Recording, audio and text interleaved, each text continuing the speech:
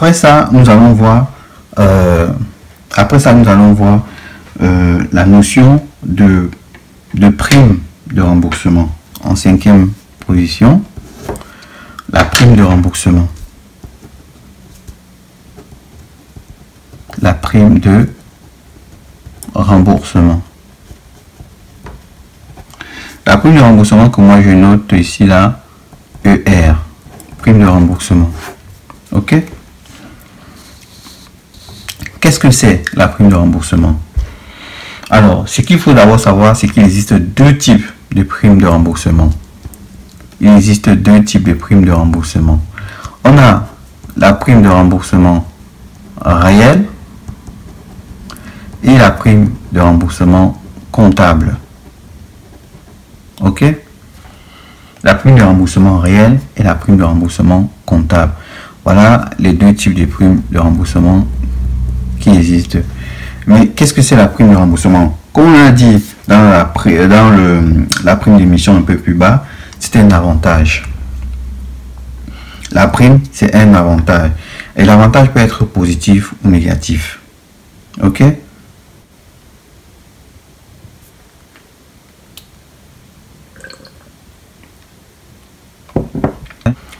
Donc cet avantage peut être positif ou négatif.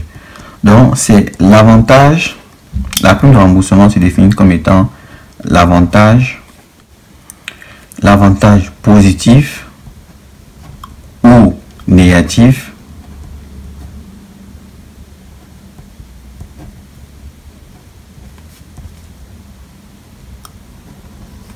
du remboursement des obligations. Du remboursement des obligations. Du remboursement des obligations. Ok? À quoi est égale la prime de remboursement réel? En fait, la prime de remboursement réel, c'est la différence entre le prix de remboursement et la valeur nominale. Et la prime de remboursement comptable est la différence entre le prix de remboursement et le prix d'émission. Voilà. Différent entre le prix de remboursement, et le prix d'émission. Donc voilà ce qu'il faut retenir. À ne pas confondre. Donc ça, à ne pas confondre avec ce qu'on appelle la prime d'émission. Que moi j'ai noté E, que j'ai appelé la prime d'émission. La prime d'émission. À ne pas confondre. Et la prime d'émission qui est égale à quoi? Au prix d'émission moins la valeur nominale. Ok? Donc là on a le prix d'émission moins la valeur nominale, c'est la prime d'émission. Ne pas confondre avec la prime de remboursement. Donc au fait on a un truc, une échelle. On a une échelle, pardon. On a une échelle un peu où on retrouve ici un peu plus bas la valeur nominale. La valeur nominale, l'obligataire, lui, il va payer un prix qu'on appelle le prix d'émission qui est largement supérieur à la valeur nominale.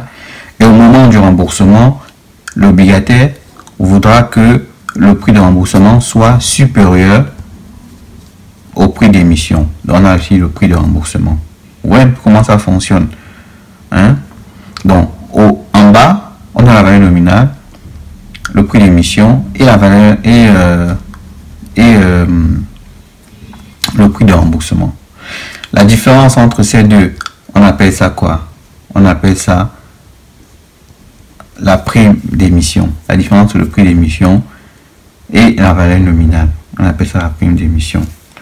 La différence entre le prix de remboursement et la prime d'émission, ça s'appelle ici la prime de remboursement comptable. Ok? Comptable. Et la différence entre le prix de remboursement, c'est-à-dire ça, et la valeur nominale aussi, Cette différence s'appelle quoi? Ça s'appelle la prime de remboursement réelle. Pourquoi réel?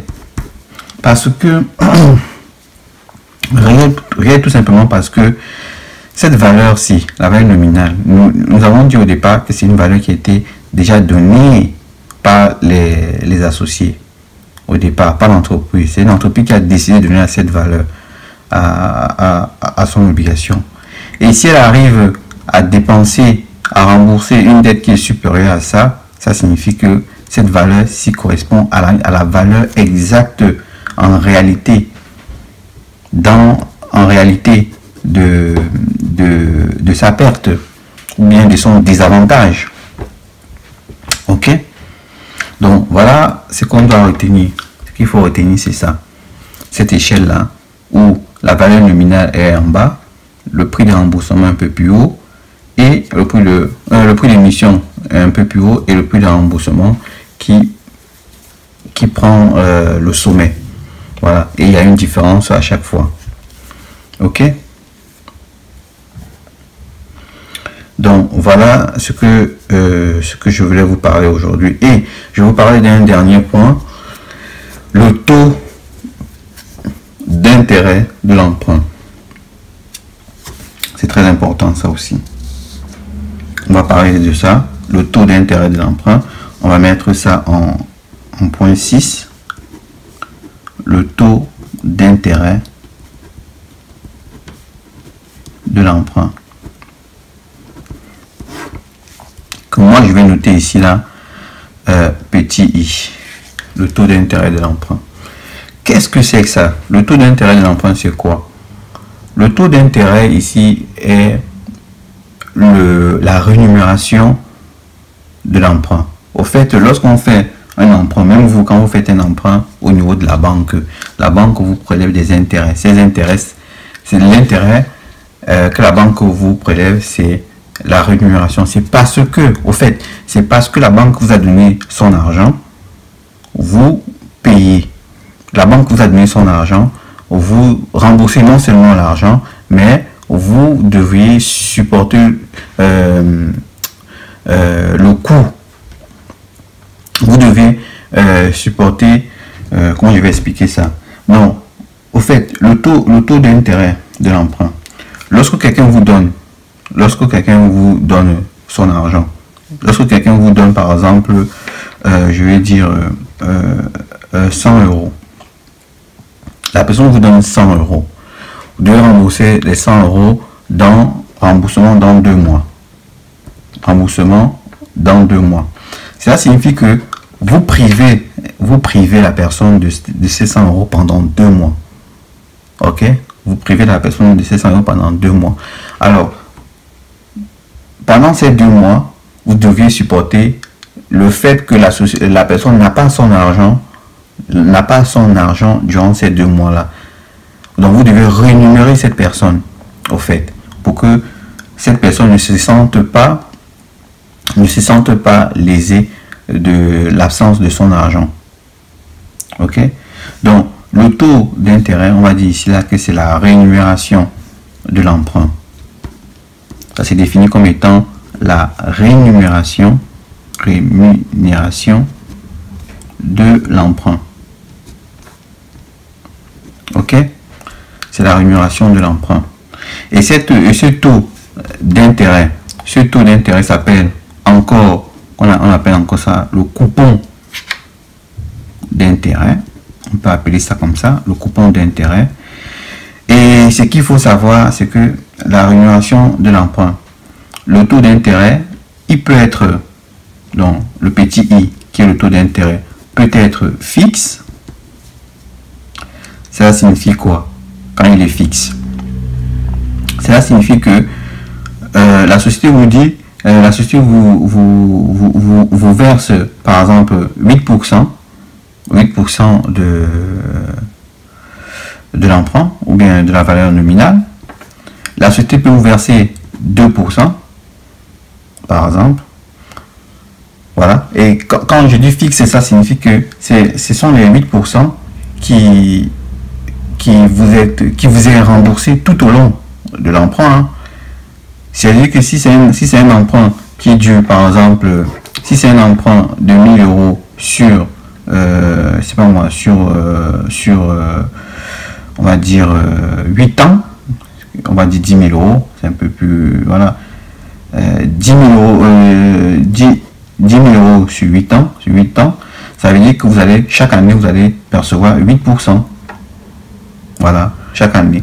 C'est ça que je dis que le taux d'intérêt, il est fixe de la première année à la 8e année de 8% ou 2%, donc ça dépend du contrat qui a été signé, ou 2% de la première année à la 8e année. On dit que le taux d'intérêt, il est fixe. Le taux d'intérêt peut également être variable. Ok? Quand le taux d'intérêt est variable, ça signifie que cette année, on vous donne par exemple 3%. L'année d'après, on vous donne par exemple 2%. L'année d'après, on donne 5%. Donc, ça varie jusqu'à ce que vous arrivez à la fin, à la 8e année. Donc, avant d'arriver à la 8e année, à la fin du remboursement de la 8e année, vous auriez peut-être, c'est pas moi, 10 taux d'intérêt. 10 taux d'intérêt. Ok? 10 taux d'intérêt. C'est pour ça qu'on dit que le taux d'intérêt, dans ce cas, il est variable. Ok? Alors, le taux d'intérêt également peut être calculé de manière, ça peut être indexé, on dit ça. Indexé, ça peut être indexé sur un agrégat de l'entreprise. Indexé sur un agrégat. Ça peut être indexé sur un agrégat de l'entreprise. Cela signifie quoi? Cela signifie que l'entreprise peut décider que bon, on conclut le contrat ensemble, on dit que je vous paierai le taux de l'intérêt en fonction du chiffre d'affaires que j'aurai réalisé, que l'entreprise aurait réalisé, ou en fonction du résultat d'exploitation que l'entreprise aura réalisé, ou en fonction de l'excédent brut d'exploitation que l'entreprise aura réalisé, ainsi de suite, ainsi de suite. Donc, ce taux d'intérêt ou cette rémunération sera d'abord fonction de ça, du chiffre d'affaires, du résultat d'exploitation ou de l'excédent brut de l'entreprise. Donc, si l'entreprise réalise un résultat plus important, peut-être le taux va augmenter. Si le résultat si le chiffre d'affaires n'est pas satisfaisant, c'est-à-dire peu élevé, le taux d'intérêt également sera moins élevé. Donc, tout ça, ça fait partie des décisions du contrat. Ok? Tout ça, ça fait partie des décisions du contrat. Voilà. Donc, ce qu'il faut retenir, c'est ça. C'est que le taux d'intérêt, c'est défini comme étant la rémunération de l'emprunt. Ok? C'est parce que je vous donne mon argent, c'est parce que je me prive de cet argent, vous devriez me payer cette privation-là.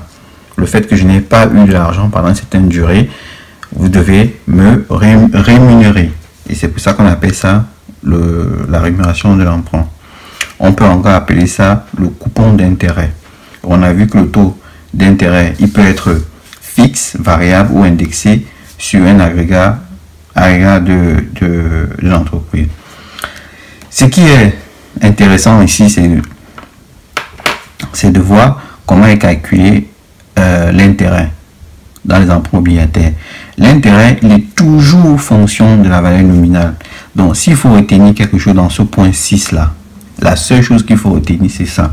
C'est que l'intérêt est toujours fonction de la valeur nominale. Est toujours fonction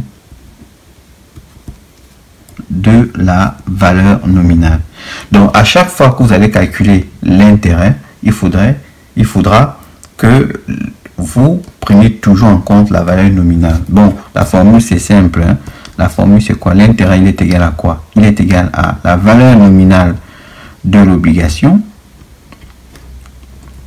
multiplié par ce taux d'intérêt, ok, et multiplié par le nombre d'actions, ou bien le nombre d'obligations, parce que nous sommes dans les obligations, pas le nombre d'obligations vivantes. Alors, on va expliquer ça. Voilà. Donc, vous voyez, ici, dans la formule, le taux d'intérêt, il est égal à quoi? Ou bien l'intérêt, c'est pas le taux d'intérêt, ça c'est le taux d'intérêt. Donc, voilà, il faut faire la différence. Bon, je vais faire la différence parce que là, ça c'est pour calculer l'intérêt. I, c'est ce qu'on appelle le taux d'intérêt, pardon. C'est ce qu'on appelle ici le taux d'intérêt. C'est le taux. Le taux d'intérêt qui est différent évidemment de l'intérêt. Parce que là, si je fais comme ça, vous allez vous perdre. Alors, et l'intérêt se calcule comme ça là. C'est la formule. Cette formule là, c'est la formule de l'intérêt. Ok? Voilà. Ça, c'est la formule de l'intérêt. Pour calculer l'intérêt, on prend la valeur nominale, parce que j'ai dit que le taux d'intérêt, il est toujours fonction de la valeur nominale. Donc, on prend la valeur nominale multipliée par le taux d'intérêt et multipliée par le nombre d'actions vivantes. Quand je parle d'actions vivantes, c'est quoi? Les actions vivantes, au fait, ce sont des actions que vous détenez dans votre portefeuille. Tout au long, au début de cette vidéo, j'ai dit que lorsque vous avez par exemple 3 obligations comme ça et que vous devez restituer ces obligations, une fois qu'on vous rembourse l'argent, vous restituez. Donc, avant de vous rembourser l'argent, l'entreprise se pose la question, l'obligataire, il a combien d'obligations avec lui? Il a 3 obligations. Donc, on calcule l'intérêt sur les 3 obligations, au fait. Mais c'est pas comme ça que ça se passe. L'obligataire l'entreprise doit se poser la question, combien d'obligations? Pendant la première année, il dit, cette année, je vais rembourser combien d'obligations? Par exemple, je dois rembourser une obligation. Donc, là, on a 3 obligations. Donc, l'entreprise calcule l'intérêt sur les 3 obligations. Parce que c'est les 3 obligations qui sont vivantes. Quand je dis vivantes, ça veut dire qu'ils sont dans le portefeuille de l'obligataire. On calcule l'intérêt dessus et on restitue à l'obligataire le prix de remboursement. Il prend le prix de remboursement. On prend l'entreprise prend une obligation. Donc il reste ici 2 obligations à l'obligataire. La prochaine année, l'entreprise calcule l'intérêt sur les obligations vivantes. Et ça, ce sont les obligations vivantes qui restent. Et l'année d'après, l'entreprise calcule encore l'intérêt sur l'obligation vivante. C'est celle-ci, un seul intérêt qui reste, une seule obligation qui reste, et on calcule l'intérêt là-dessus. Vous voyez? Donc c'est un peu ça. Donc on va faire les exercices et on va essayer de comprendre plus en profondeur ce qu'il s'agit. Voilà. Donc c'est ce qu'il faut retenir ici. S'il fallait retenir quelque chose, c'est ça. C'est que l'intérêt est toujours fonction de la valeur nominale et là et des actions vivantes. Et encore une chose, c'est que dans les emprunts obligataires, l'intérêt n'est pas systématique. Au fait, l'intérêt n'est pas systématique. Il peut y avoir des emprunts obligataires sans intérêt ou bien avec intérêt, mais ça ne se donne pas de la même façon. Par exemple, vous pouvez tomber sur les emprunts obligataires, ce qu'on appelle emprunt obligataire à coupon unique. On va mettre ici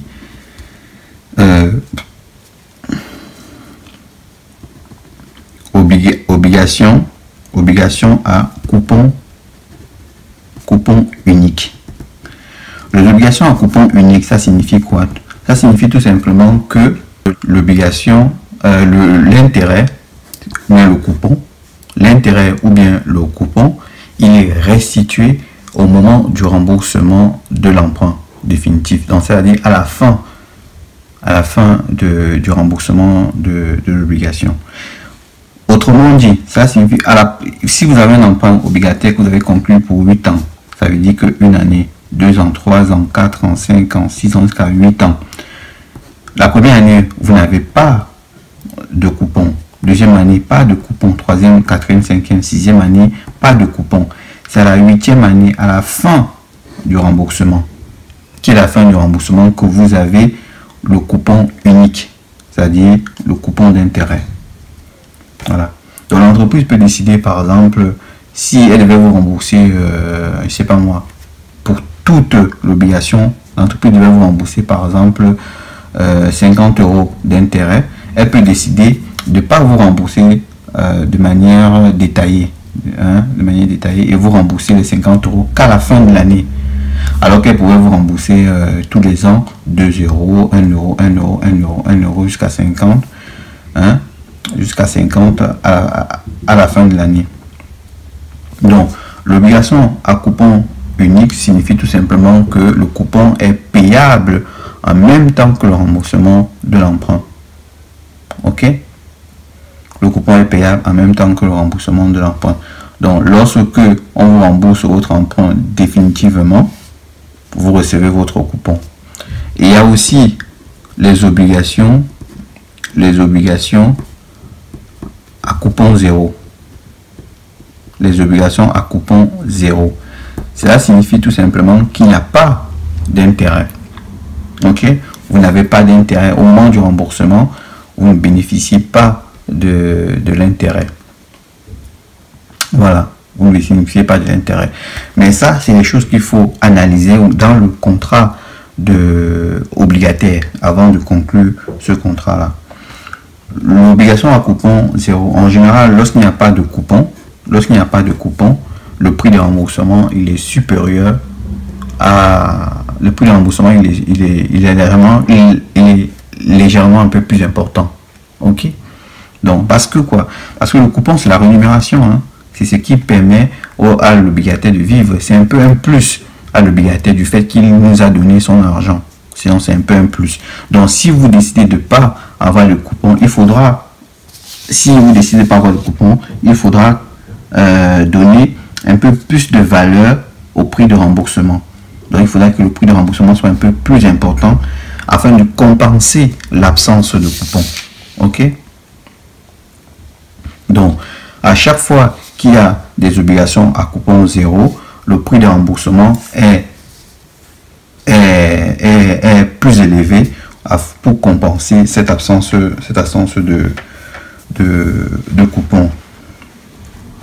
Voilà. Donc, en gros, voilà les 6 choses que nous avons vues aujourd'hui. Voilà les 6 choses que nous avons vues aujourd'hui. On a vu quoi? La valeur nominale. Donc, en résumé, la valeur nominale, c'est la valeur attribuée par la société à ses obligations. C'est la société elle-même qui décide de la valeur qu'elle attribue à ses obligations. Ok? Et s'il faut retenir aussi une formule ici, c'est quoi? C'est que la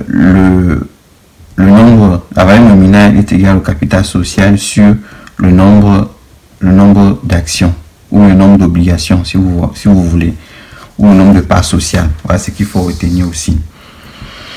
Ok? Voilà. Et on a vu le prix d'émission. On a dit le prix d'émission, c'est le prix payé pour avoir une obligation, pour acquérir une obligation. C'est le prix du marché. C'est le prix qui résulte d'une négociation entre la société émettrice et l'obligataire. On a vu la prime de remboursement. La prime de remboursement qui est toujours vue du côté de la société émettrice. Elle se pose la question, est-ce que l'affaire que je viens de conclure est avantageuse pour moi ou pas? Dans ce cas, elle va calculer ce qu'on appelle une prime d'émission, qui est la différence entre le prix d'émission, c'est-à-dire l'argent qu'elle a reçu. Le prix d'émission, c'est l'argent reçu par la société, et la valeur nominale. La valeur nominale, c'est la valeur que la société a attribuée à son obligation. Voilà, donc le prix, la prime d'émission, c'est ça. C'est donc la différence entre le prix d'émission et la valeur nominale. Nous avons vu également le prix de remboursement. On a dit quoi? Que le prix de remboursement, c'est la dette de l'entreprise vis-à-vis de son obligataire. Au fait, c'est le prix qui va permettre de rembourser les obligations. Il faut bien retenir ça. Donc ça veut dire que à chaque moment qu'on va rembourser une obligation, on doit prendre l'obligation, la quantité d'obligations à rembourser multipliée par le prix de remboursement. Ok? Donc, pour pouvoir rembourser, par exemple, si j'ai 10 actions ou bien 10 obligations que je dois, que l'entreprise doit, et l'entreprise doit me rembourser, par exemple, cette année, l'entreprise doit me rembourser 2 obligations cette année sur les 10. Elle doit prendre ces 2 obligations qu'elle doit multiplier par le prix de remboursement pour pouvoir me remettre mon argent. Ok? Donc c'est ça, le prix de remboursement. Le prix de remboursement, c'est ça. C'est le prix qui permet de multiplier le nombre d'actions à rembourser. Ok? Donc, retenez cela. C'est très important, c'est de connaître ces notions-là. Sinon, on est perdu. Alors, pour l'obligataire, le prix de remboursement doit être élevé par rapport au prix payé initialement, qui est le prix d'émission. Si ce prix est élevé par rapport à ça, c'est une bonne affaire pour l'obligataire. Et étant donné que ce prix est déjà d'office élevé par rapport à ça. Si ce prix est encore plus élevé par rapport à ça, c'est une très très bonne affaire pour l'obligataire. Donc voilà. Et enfin, nous avons aussi vu la prime de remboursement. Voilà, la prime de remboursement. Dans ce cas, c'est l'obligataire qui se pose la question, est-ce que moi j'ai fait une bonne affaire? L'obligataire se pose la question en disant que le prix que j'ai, le prix de remboursement moins le prix d'émission. Il se pose cette question. Le prix de remboursement et le prix payé initialement. Et là, il trouve qu'il a fait une bonne affaire. Si le prix, si le prix de remboursement est supérieur au prix d'émission. Ok? Voilà. Donc, ce qu'il faut donc retenir, c'est ça. C'est de savoir que lorsque le prix de remboursement est supérieur au prix d'émission, on a donc une prime de remboursement comptable qui est positive. Ok? Et lorsque le prix de remboursement est inférieur au prix d'émission, on a donc une prime de remboursement comptable qui est négative. Ça, c'est la formule. Ça, c'est la formule qui découle de ça, de cette notion. Ok? Qui découle de cette notion. Voilà. Et la prime de remboursement réelle, qui peut aussi être analysée par l'obligataire par rapport à la valeur nominale. Mais je vous ai dit que la valeur nominale, c'est pas quelque chose qui doit être, que l'obligataire doit prendre en compte de manière conséquente. Au fait, la seule chose que l'obligataire doit faire, c'est de savoir que je dois payer un prix d'émission qui est supérieur à la valeur nominale et un prix de remboursement qui est supérieur à ça.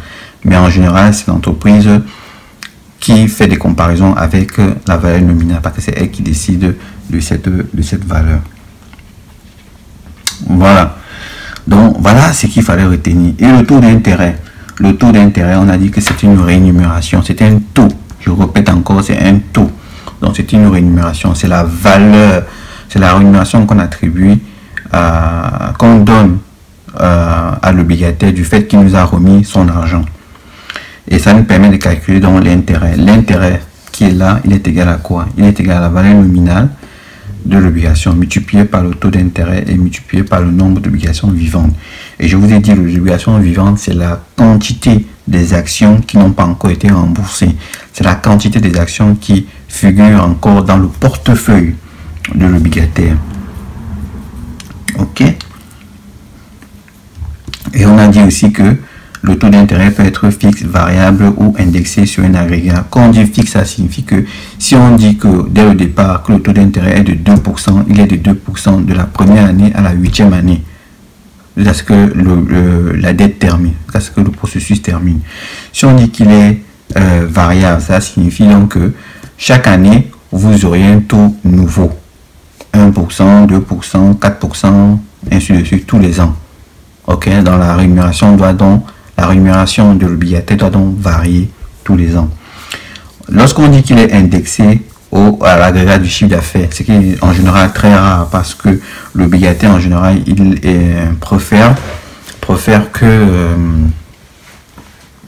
son taux soit fixe, ou bien l'entreprise, étant donné que si c'est une entreprise qui a un bon chiffre d'affaires, qui a une bonne situation financière, qui a un bon patrimoine, elle ne proposera pas ça à l'obligataire parce que ça serait désavantageuse pour l'entreprise. Ok, donc agrégat, indexer un agrégat, ça veut dire que c'est calculé en fonction du chiffre d'affaires ou du résultat. Donc la rémunération est calculée en fonction du chiffre d'affaires ou du résultat ou de l'excédent brut de l'entreprise. Nous avons vu les obligations, nous avons parlé des obligations à coupon zéro. On a dit que les obligations à coupon zéro, qui sont ici, ce sont des emprunts, c'est l'émission d'emprunt obligataire sans coupon, mais sans intérêt. Mais dans ce cas, le prix de remboursement est en général plus important, et en général plus élevé, pour compenser le fait qu'il n'y ait pas de coupon. Par contre, lorsqu'on parle de coupon unique, ça signifie tout simplement que le coupon est payé au moment du remboursement de la dette finale. Hein, c'est comme un emprunt infini. Dans un emprunt infini, on a les intérêts qui sont payés chaque année, mais le remboursement du capital n'est pas engagé. On ne rembourse pas le capital, on paye juste les intérêts. Mais à la dernière année, on paye l'intérêt plus le remboursement du capital. Plus le capital total, hein, le capital total. Ce qui signifie que si vous avez emprunté 100 euros, vous allez rembourser par exemple chaque année comme intérêt 5, 10, 3, 2, et ainsi de suite. À la dernière année, qui est la 8e année, vous allez rembourser l'intérêt par exemple de 2 plus les 100 euros du capital restant. Ok, c'est un peu ça le coupon unique. Voilà, nous avons fait le tour de notre vidéo, sur la terminologie financière des emprunts obligataires. Donc je vous donne rendez-vous dans une autre vidéo dans laquelle nous allons parler de la comptabilisation de l'emprunt, de l'émission d'un emprunt obligataire, comment ça se comptabilise et comment ça s'analyse. Je vous remercie, chers abonnés, d'avoir écouté cette vidéo, et je remercie tous ceux qui me félicitent souvent de manière personnelle. Merci beaucoup. N'hésitez pas à partager, n'hésitez pas à liker, à mettre les commentaires. S'il y a des questions, je suis là pour répondre à vos préoccupations. Merci et rendez-vous dans la prochaine vidéo.